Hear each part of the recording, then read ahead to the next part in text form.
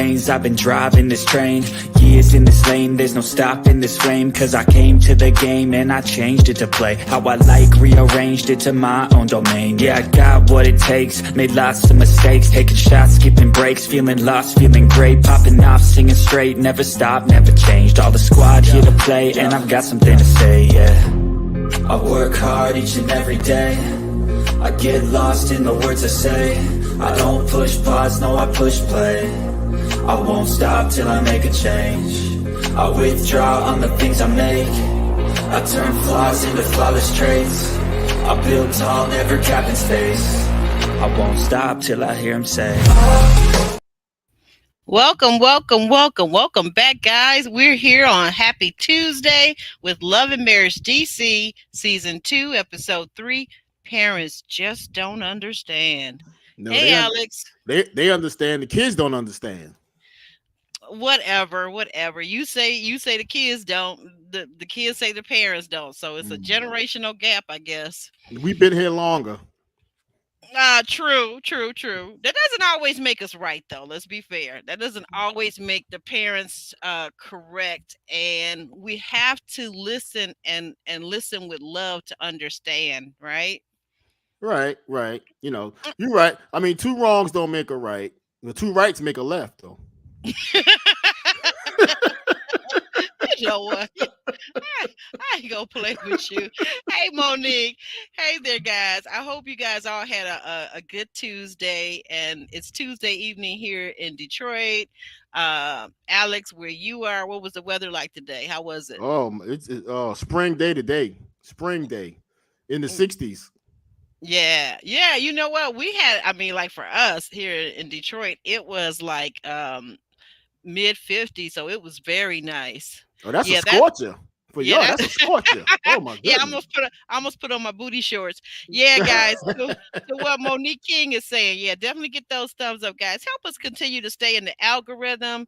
Give us those likes and subscribe to the channel if you haven't already. We're going to keep bringing you more recaps and definitely interviews with some of your favorite reality stars. So I appreciate you so much for being here. Roro in the house. Yes. Yeah. And let everybody know, Aubrey, that I was going to go live on camera tonight till you pushed it back. So I know they're disappointed. Anyway. Joshua in the house. Whatever. Hey guys, we're gonna get started on this episode. This was a pretty good episode too. I really enjoyed this one. Yeah. A lot about parenting. They're doing a lot about parenting, looks like, this season. You know, so we open up with Arena Tyler and Winter Williams debating about Winter's receipts that allege that the Tylers have had early on abandoned their son in the past. And, you know, Jason is their youngest son who is legally blind. And then she says that someone in their inner circle says that then they brought in Arena's mom to the house to take care of him so that they could run the streets. What you think about that? You know, I'm not sure where these receipts are coming from. You know, Winter, they showed a shot of Winter's phone. She had these long diatribes of text, but obviously, you know, we didn't know where they were coming from. She didn't want to say. But Urana did say that they're coming from the same. I know where they're coming from. The same people. We've been hearing this for 2 years. She said. Right. So it was like, whatever it is, I already know what. If you got something new, you know, tell me. But I think the meeting was not about healing. It was about creating more drama. Okay, you feel like that was coming from Winter's side or Irana's side? Who was trying to create who was trying to create drama? Well, it had to be coming from Winter's side, because not once did I hear, I apologize for anything I may have said. You know, I'm sorry for what we're gonna leave that alone for now. We're gonna move on. Whatever. You know, she's still talking about receipts and gossip and this and that. You know, when you're talking about people's children, specifically one with a handicap and all that, you can't be talking about parents abandoning their children and this and that and so forth. She don't want nobody talking about her children. She wouldn't take that well. No, I don't think she would at all. And I've never, even though it seems like to me in this scene, it seems like Winter mentioned something about Arena maybe saying something on Twitter about her family or her children. But I've never heard Arena, at least not on this show, bring up anything about her family, her children. I No, mean, and like Winter you did. said, exactly. And so I don't know. I really would like to think that Winter is not messy, but I don't know. I mean, Don't. remember, she started the season off telling everybody about her messy marriage and her messy husband and the kids. And she started the first season. That's how she started. Yeah, that's true. That is true. Well, next, Ashley goes back home to Baltimore to visit her childhood home and her mom to chat about how her mother actually abandoned her at the age of 16. And in this scene, her mom refuses to really claim her wrongs and her misdoings. It was really painful to watch this scene. I think it could be triggering for some parents and for some adult children, of that have been abandoned, because that seems to me basically the long and short of what Ashley's mom did to her. Even though she was still paying bills, she said, still keeping the house functional, I guess. But who wants to be living in a house alone at 16 years old? Yeah, you say triggering, which is probably a more accurate word, but I'm going to say this scene pissed me off with her mother. Okay, I can't say that word. My mother always taught me that's a piss. That's a curse word. So I don't use that. I But mean, okay. it really, really annoyed me. I mean, if I could have reached through the screen, and grabbed her mother by the collar or something, say, "Would you wake up already?" Because she just don't want to admit what she did wrong. She don't want to face it. You walked out on your family for a man. Now, regardless of what precipitated it, you could have been mad at their father. You could have had some depression issues. Whatever it was, you walked out for a man. And is one thing about a parent. I always tell parents all the time, like, you got this phenomenon with fathers today, right? A lot of fathers, they're in the home with their children. They're in the home with their wife, family, but they're playing video games all day while the children are running back and forth, the wife's trying to get their attention. They're playing video games. And I keep telling these young fathers, you can be there and not be present. See, there's a difference.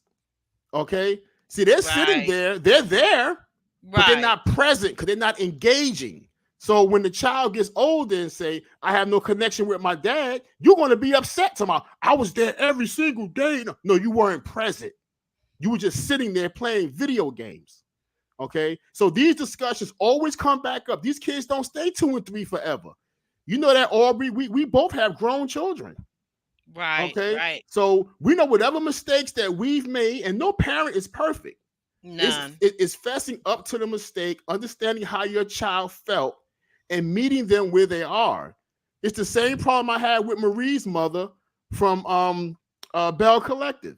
Collective, yeah. These people don't want to fess up to what they've done. Well, you all right. You grown. You made it. You made it. Yeah. Look at you now. You're a big celebrity. You got your own book out and this, that, and the third. You're married to a famous DJ and da da da da da da da. I had to one. Let me say some of the things that I was wondering, Alex, and you kind of helped me out with these. Okay.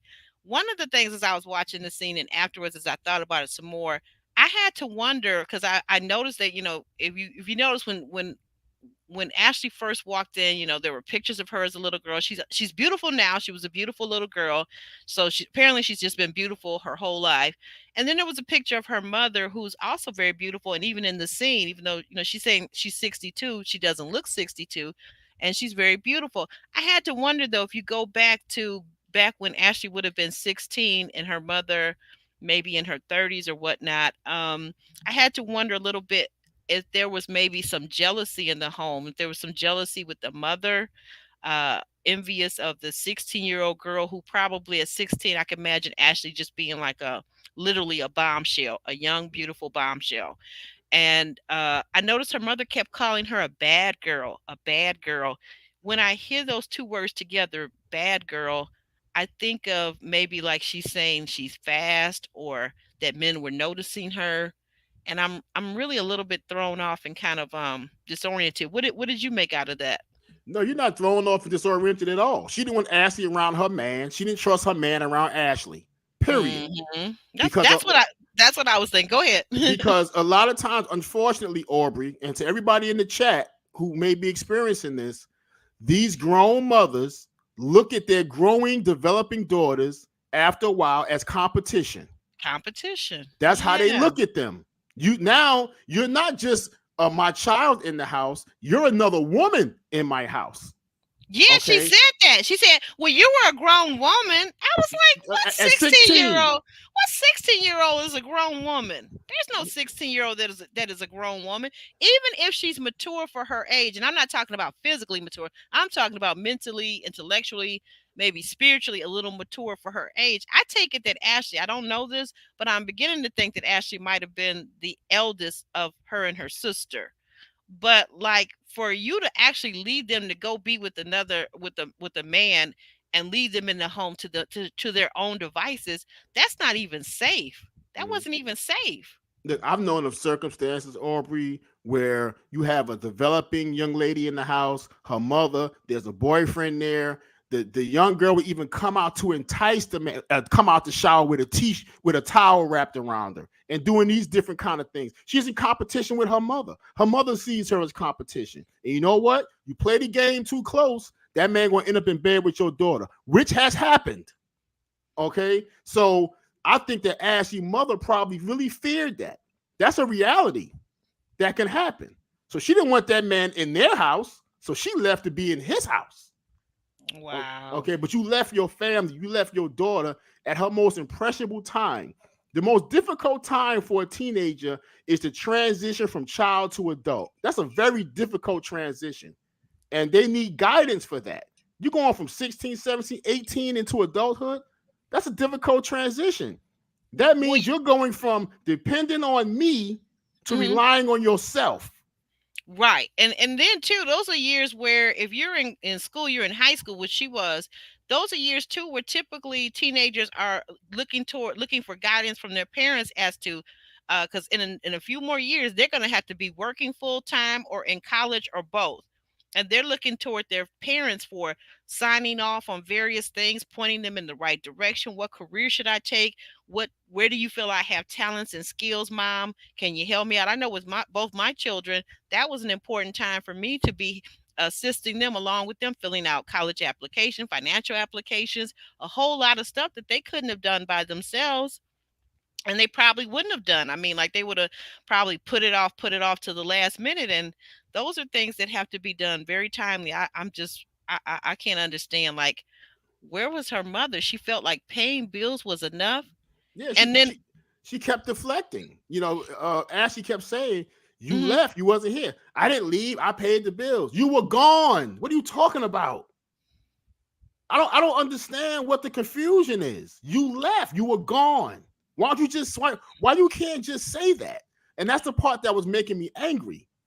right. High Vibe asked an interesting question because I thought about this too. She put it so well. Is that how about when Ashley said the man was jealous of her mother spending time with the grandchild? So to back to the question you had asked a few episodes ago, the man did finally leave Ashley's mom, and he left about the time that Ashley gave birth to her son Antonio, Mm-hmm. and the man was jealous of even the grandchild.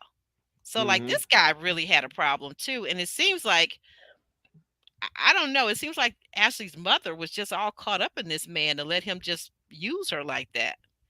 You reap what you sow. Simple as that. Okay, you left your family for this man, and then when you were no longer of use to him, he left you. Okay, because that's the bottom line. If he left you over a grandchild, he never really loved you. You served a specific purpose in his life, whether it was the bedroom or money or whatever. And when you no Mm-hmm. longer served that purpose, you were expendable. You were gone. Goodbye.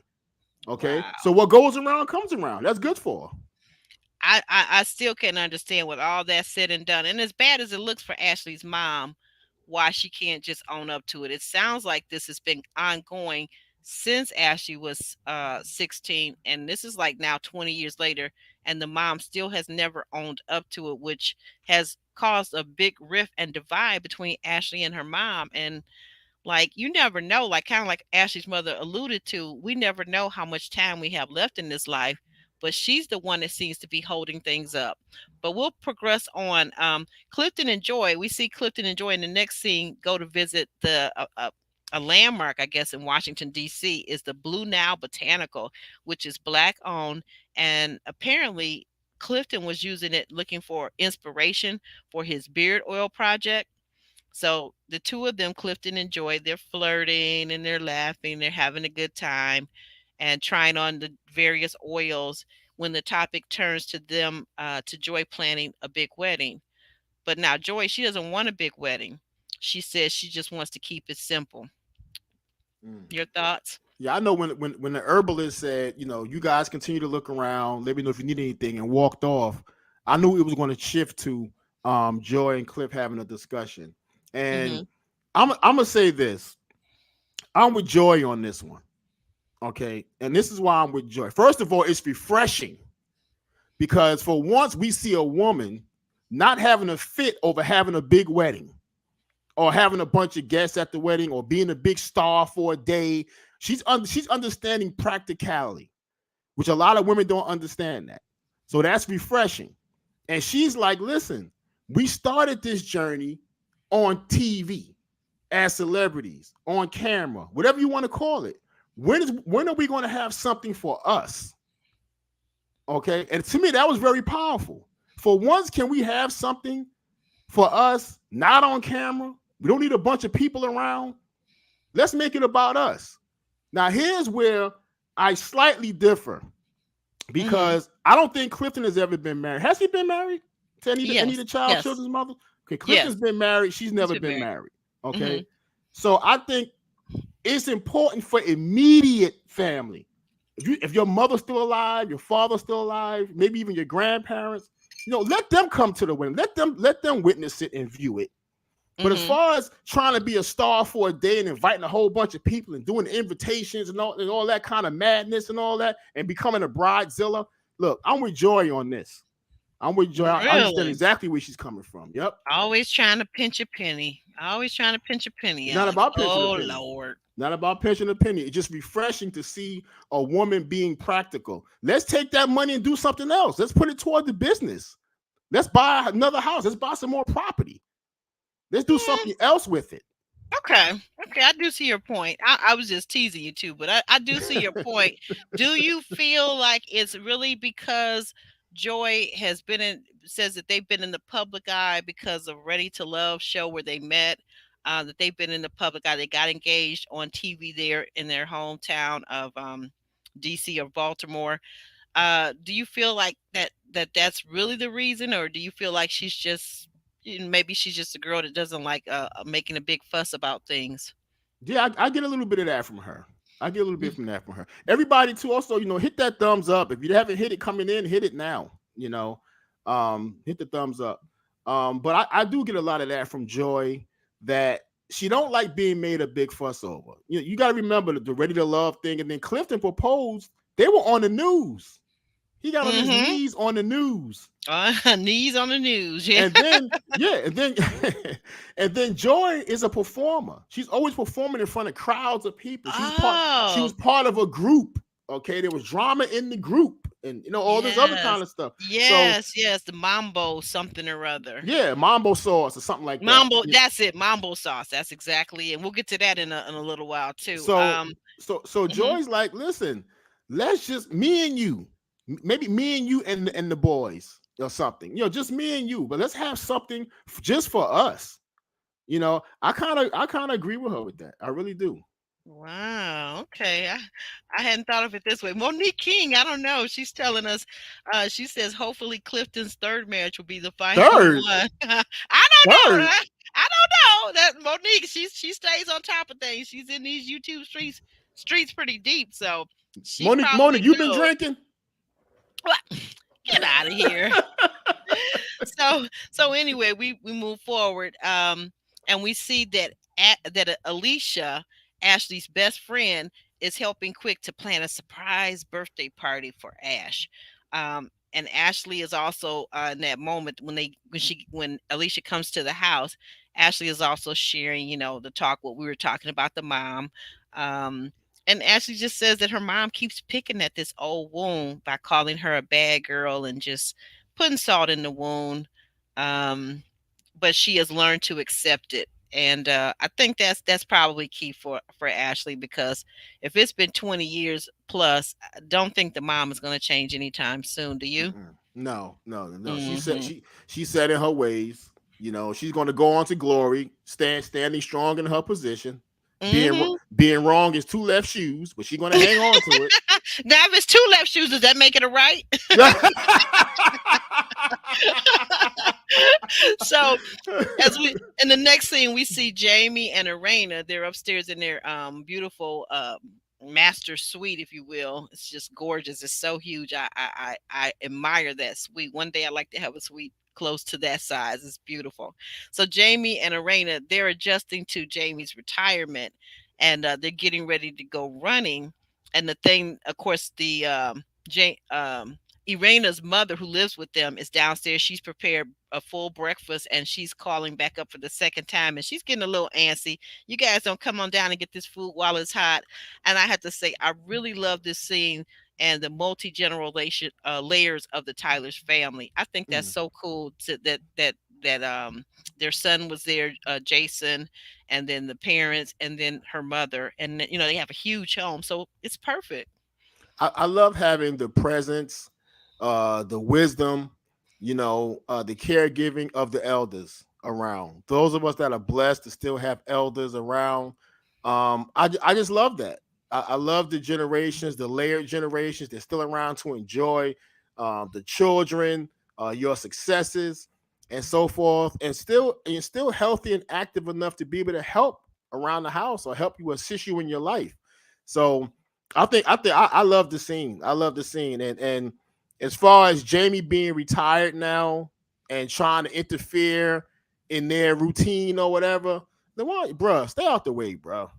You know what I mean? Just let them do what they've been doing. You've been working or whatever for 25, 30 years. You've been out of the house doing your thing. Let them continue their routine. Stop trying to throw a wrench and stuff. Just come down Right. and eat. Just come downstairs, eat, and shut up. What? Oh Lord. Okay, okay. You know what I mean? Well, right. Well, quick, the Tylers, and in the next thing, quick, the Tylers and the Duncans await Ashley at her surprise party. They they do, and sadly they get news that Alicia's car has been totaled, with Alicia in it on her way headed to the party.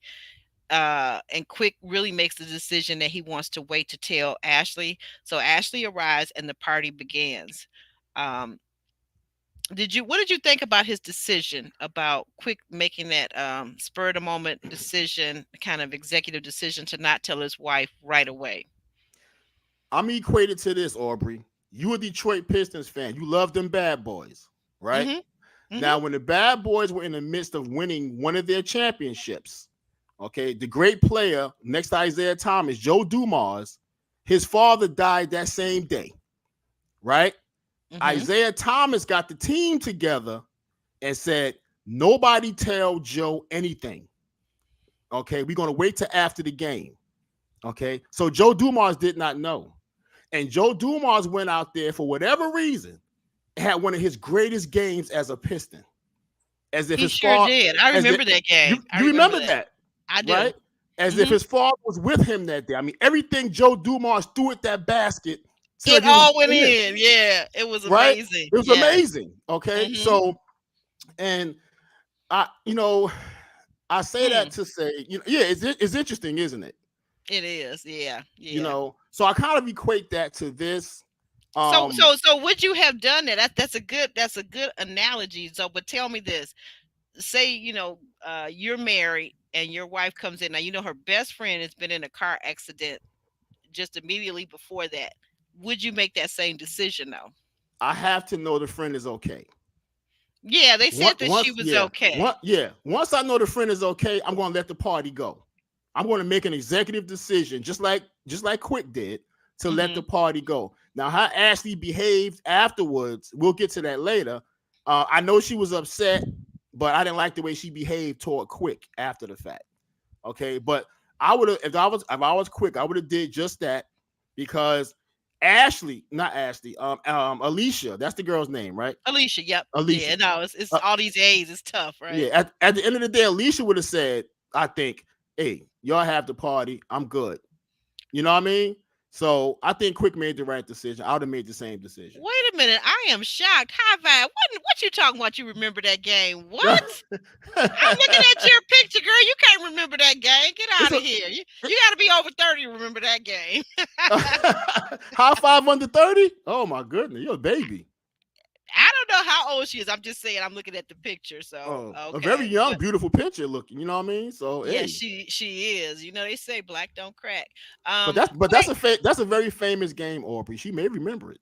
Yeah, and you know what? And I think there's I don't watch all the ESPN and all the different shows, but I know because of close friends that they have shown the games over the years because that was part of a very famous season that the Pistons had. So I guess, so Quick, like you said, Quick really wanted his wife Ashley to enjoy the party first, and then he was going to tell her. It wasn't that he wasn't going to ever tell her, but he was going to tell her after the party. He was going to let her know because he knew that had he told her before, as she was entering the party, she would have left the party and went to be by Alicia's side. And there's really, he probably was feeling like there wasn't a lot that she could do, and they really didn't even know. I think at that point where Alicia was, what if she was in the hospital or which hospital or any of that stuff. So they must have had some kind of word. Somebody said Alicia was okay. They at least got that from someplace. They did. They got that from Sherelle. Sherelle was there, and Sherelle was the one that received the call. So Sherelle was the one that told Quick that Alicia was okay. So he knew that. But whatever other details he had, we don't see that in this scene. So anyway, so as the party progresses, they finally sit down at the table. The Silvas, the Tylers, and the Duncans. Now that includes Sherelle, and that includes her husband Black. You were talking about the group that Joy was in. That's the guy. Black was in the group Black, right? Mambo sauce. Mambo sauce, right? So the Duncans begin to explain why Joy doesn't mess with them. And they say that Black says basically because he was dating someone that was friends with Joy, but then he moved on, and that's when he married Sherelle. He started dating Sherelle and then eventually married her. And he claims that's the reason why Joy doesn't mess with either one of them, because there's some bad blood there, right? Right. And then Arena brings up how at Jason's party, Ashley questioned Joy's speaking engagement for the single moms and how that upset Joy, which Ashley kind of basically is like, hey, you know what? I can't help that because she told me she was talking to single moms, and I just want to understand, is she a single mom or not? What's going on here? What about that? Right. Bottom line. And as far as Black and Sherelle and him dating the young lady in the group before Sherelle, and maybe that's what made Joy upset. I'm pretty sure there were other political variables involved in the breaking up of a group or whatever, but I'm sure that has something to do with it. But there's more to it than that, which we hear from Joy later. Okay. So there was more to it than just him seeing and breaking up with the young lady in the group. There's more to it than that. Okay. But as far as what was the other thing? Urana and what that you were talking about? Okay, Arena was saying you would ask me again, right? Yeah. Arena saying that at the party how Ashley, her questioning Joy kind of threw Joy off a little bit. Joy was uncomfortable with it because Joy was supposed to be speaking to single moms. And Ashley, once again, she gonna ask you or tell you what's on her mind, and she wanted to know, well, but you're not a single mom, so why are you speaking to the group of single moms about being ready to love? So yeah. I know that's something. Ashley's thing is, as long as she's being honest and truthful, it's not offensive to her. Which is, there is some truth in that. Sometimes the truth can be offensive. You know the saying, the truth hurts. So to Ashley, when she's being forthcoming and truthful and honest, she's not being offensive. But to Joy, it's like, hey, listen, they asked me to speak. I'm sitting there minding my own business. They came to me, Right. Yeah, that was part of her response. She did at the end. She finally just gave up and said, well, you know what? They asked me, so I just agreed. I can't tell you no more than that. And I'm not turning down Steve and Marjorie. Not doing that. Exactly, exactly. Because these are big movers and shakers in the entertainment industry. So nobody is really going to want to turn them down. You're exactly right about that. Because they got their hands in so many different pies. If you say yes to this thing, you never know what they might ask you to do the next time around. So I can't say I blame Joy, but I guess Joy, on the one side, I see Joy's point is Joy just wanted to be congratulated. Mm-hmm. And on And the other Ashley's side, like, you had no information about this subject, so what are you going to say? That's Ashley's position. that's Ashley's position. Exactly. Exactly. So then Jamie, during after that's all talked about, Jamie brings up that Quick thinks just like him about his 26-year-old son, little Jamie. And he goes on to say little Jamie's a spoiled brat. Um, and then Ashley kind of jumps in on that and says, well, wait a minute, Raina was just telling me that your son had threatened to self-harm himself. We're going to use that term or something like that. Okay. Mm. Self-harm, that he was going to self-harm himself. That's very serious.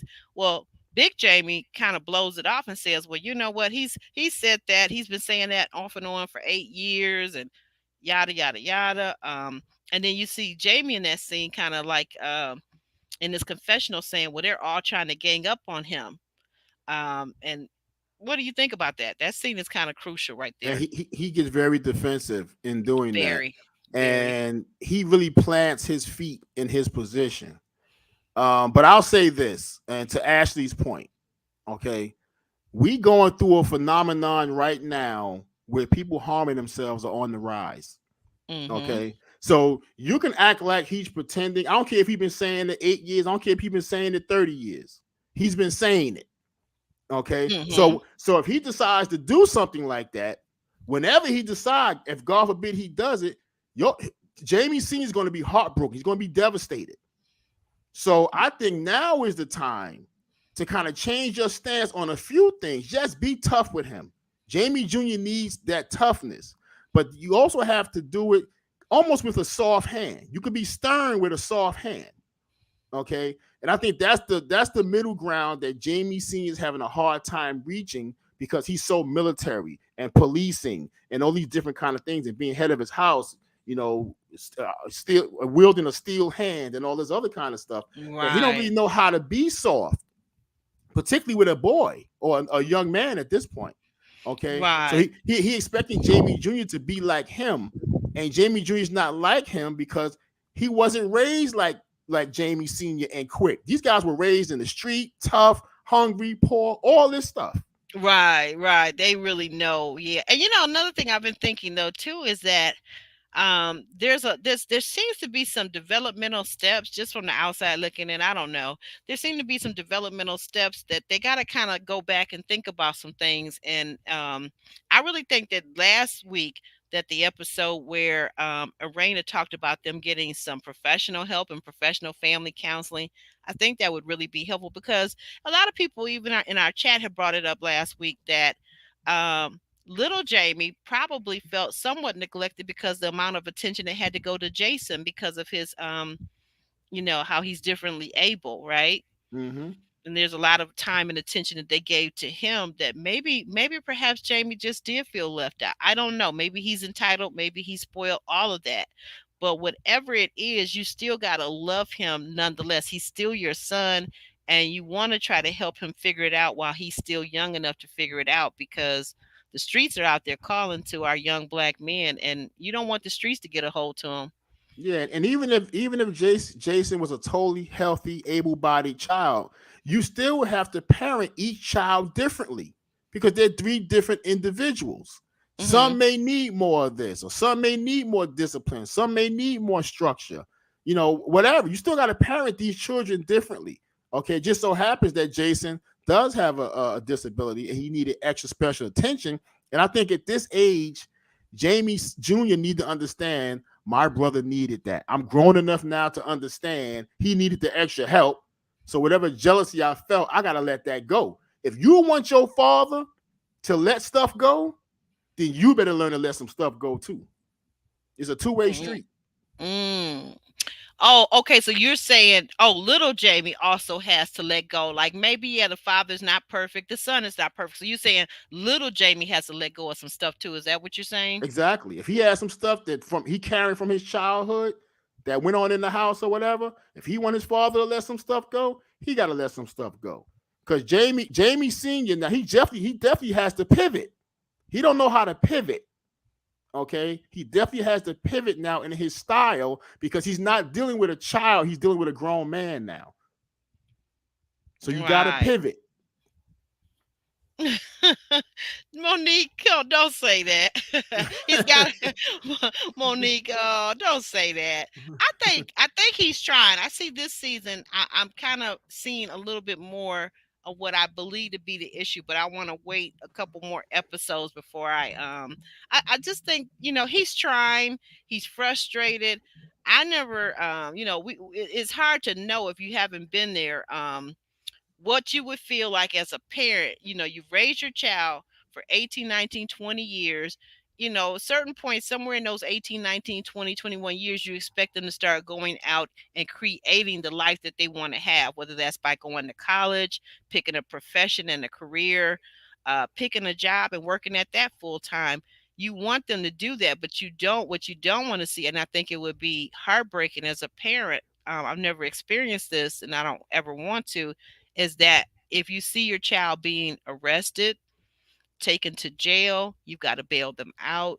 Not one time, not two times, not three times, but over and over again. Mm. Can you imagine that? Could you imagine that, Alex? No, and the thing I disagree with Monique about, Monique said, and man, this is her opinion. There's not nothing she like about Jamie Senior, not one thing. Okay, but I'll say this. I'll add this one small proviso, this one little addenda. Hmm. This man took care of his entire family, their entire lives, including his wife. He's done everything that we say we want men to do, specifically black men. Stand up, take care of your family, take care of your responsibilities, build a life. He's done all of that. Even Urena said in the episode, I was home. He was out taking care of the business. That's why now he's home. He's in my way. This is my domain now. He was out taking care of the family. I was taking care of home. Okay. Hmm. So everything Right. that he was out doing, that's what we want our men to do. So so Right. I so it's so to say you don't like not one thing, you got to look at the whole picture. Wow. I'm responding to High Vibe. I'm gonna put this up here briefly. Uh, Ellen uh, agrees with Monique. Yeah, yeah, but hold on, hold on, hold on. This is Mhm. serious. High Vibe, I'm so sorry. She says her cousin unalived himself, and he had a father like Jamie who had only one emotion, and that was anger. Mm. I'm so, so, so sorry to hear that, High Vibe. I'm so sorry for your family, for yourself. And that's kind of that is And, heartbreaking. and you That know is heartbreaking. high vibe, and this is what I'm saying, high vibe. And I'm very sorry for your loss as well. You know we love you here. This is why I'm saying Jamie Senior has to pivot. That's why I just made that statement. Because if he doesn't pivot, he's going to push his son into that circumstance.